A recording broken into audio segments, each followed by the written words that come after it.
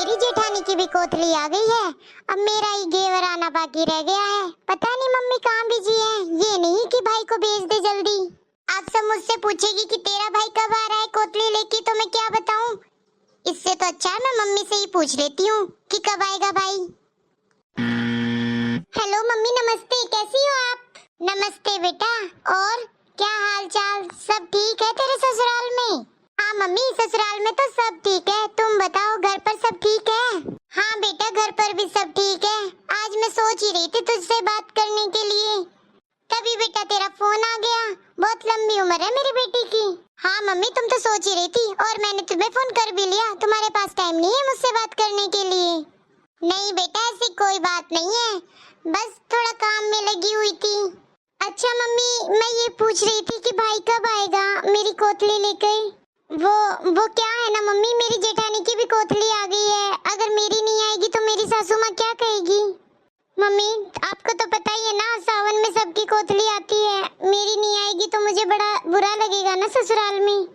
हाँ बेटा, मुझे पता है, बस तेरे भाई को थोड़ा टाइम नहीं मिल रहा। आज करूंगी बात शाम को, पूछती हूँ कब आएगा तेरे घर पर कोथली देने।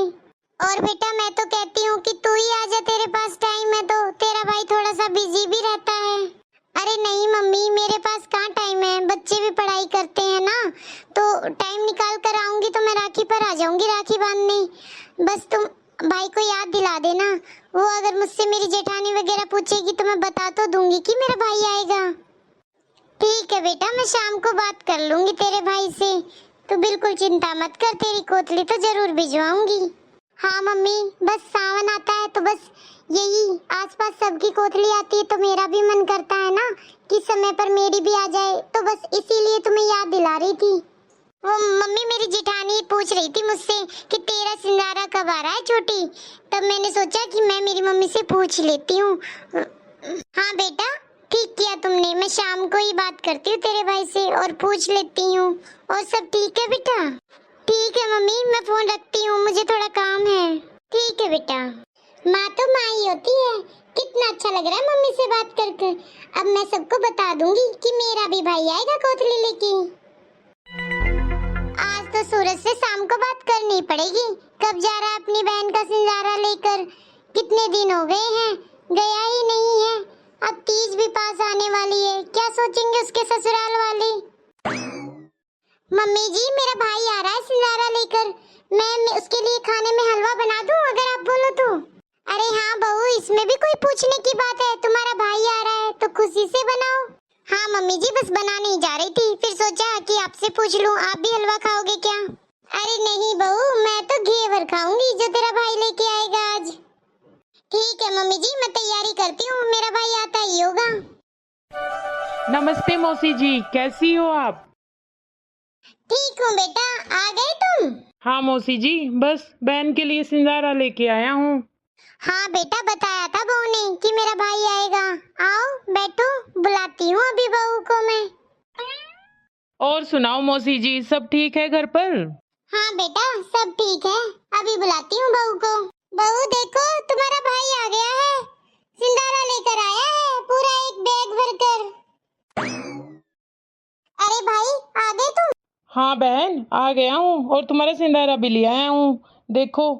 हाँ भाई, मुझे पता है तुम आज आने वाले थे, इसीलिए मैंने हलवा बनाया है। माँ ने बताया था मुझे फोन करके। और भाई, बिट्टू को क्यों नहीं लेके आया? कितना मन था मेरा भतीजे से मिलने का। हम बुआ भतीजे थोड़ी मस्ती कर लेते साथ में। अरे बहन, तुझे तो पता है कितने नखरे करता वो स्कूल जाते समय, तो इसीलिए नहीं लेके आया कि स्कूल एक दिन नहीं गया फिर रोज बहाने लगाएगा। अरे बहू, बात ही करती रहेगी क्या? तेरा भाई घेवर लेके आया है, खिला तो दे सबको। ठीक है माँ जी, अभी लेके आती हूँ, पर मैं मेरे भाई को हलवा ही खिलाऊंगी। मैंने इतने प्यार से जो बनाया है मेरे भाई के लिए। सुनो जी, सिंगारा लेकर मेरा भाई आया था, बहुत घेवर लेके आया है, बिल्कुल एक सूटकेस भर के सामान लेके आया था। अच्छा, तभी मैं सोचूं आज इतनी खुश क्यों है मेरी मैडम। अरे खुश क्यों नहीं होंगी, मेरा भाई जो आया था।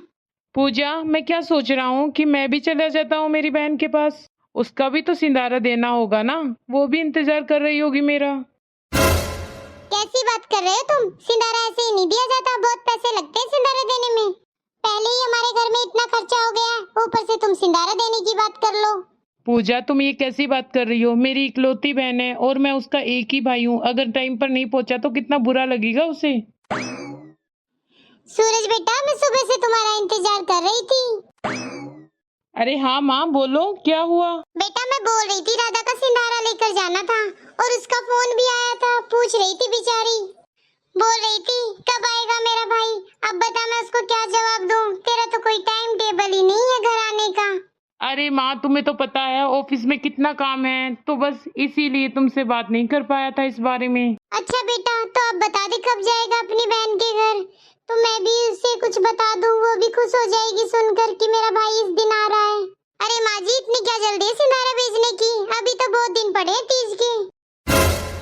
अच्छा बहू, ये बात जब तुमने नहीं कही जब तुम्हारा भाई आया था कि इतनी क्या जल्दी थी भाई आने की। देख लो जी माँ जी ने कैसे ताना दिया है। अब तो बिल्कुल नहीं जाना अपनी बहन के घर सिंधारा देने, बता रही हूँ मैं।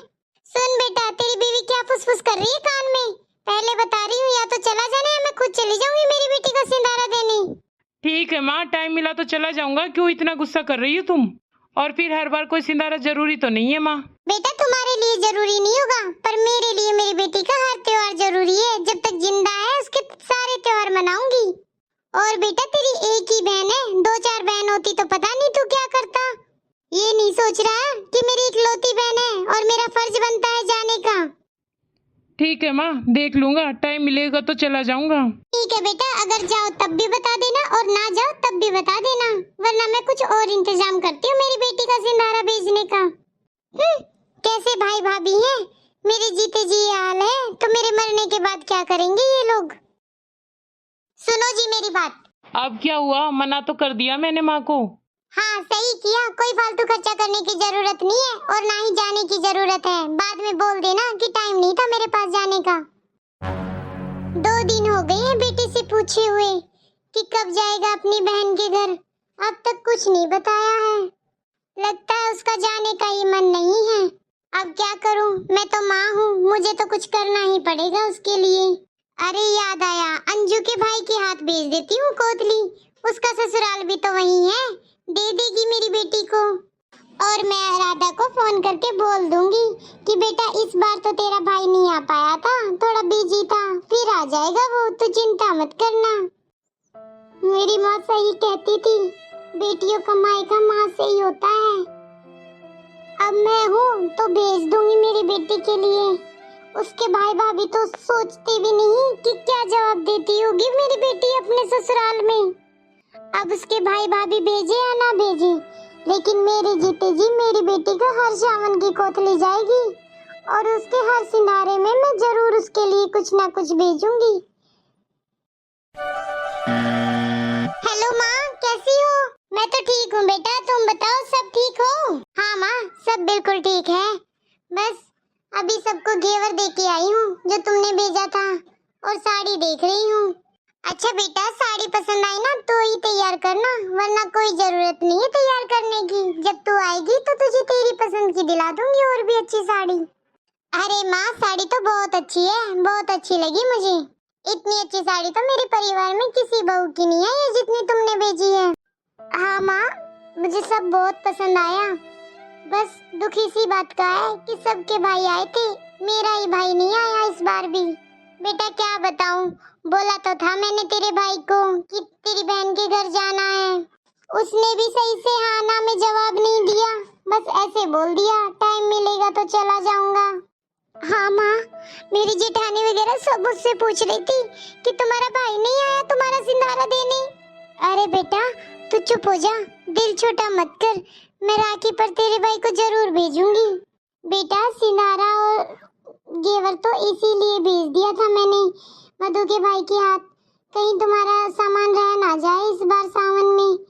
अब तुम्हारे भाई का तो पता नहीं कब टाइम मिलेगा ऑफिस से, तो बस सोचा कि मैं भी भेज देती हूँ मेरी बेटी के लिए कुछ। माँ, भाई का इतना भी क्या बिजी रहना कि एक दिन भी ना निकाल पाए अपने बहन के लिए।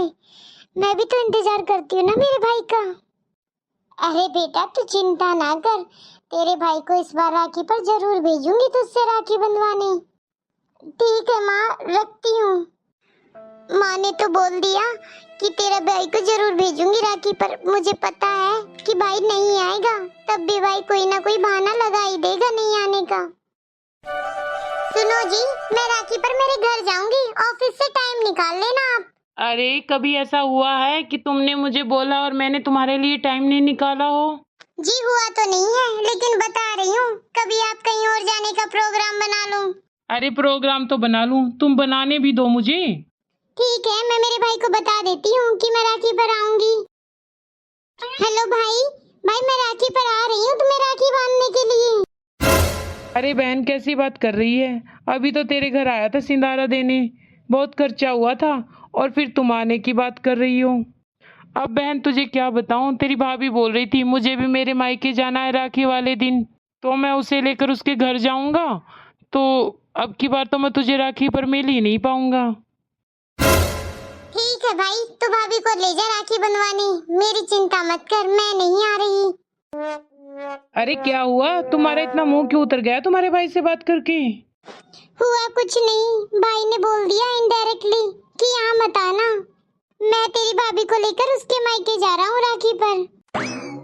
अच्छा तुम्हें बुरा लग रहा है क्या इस बात का?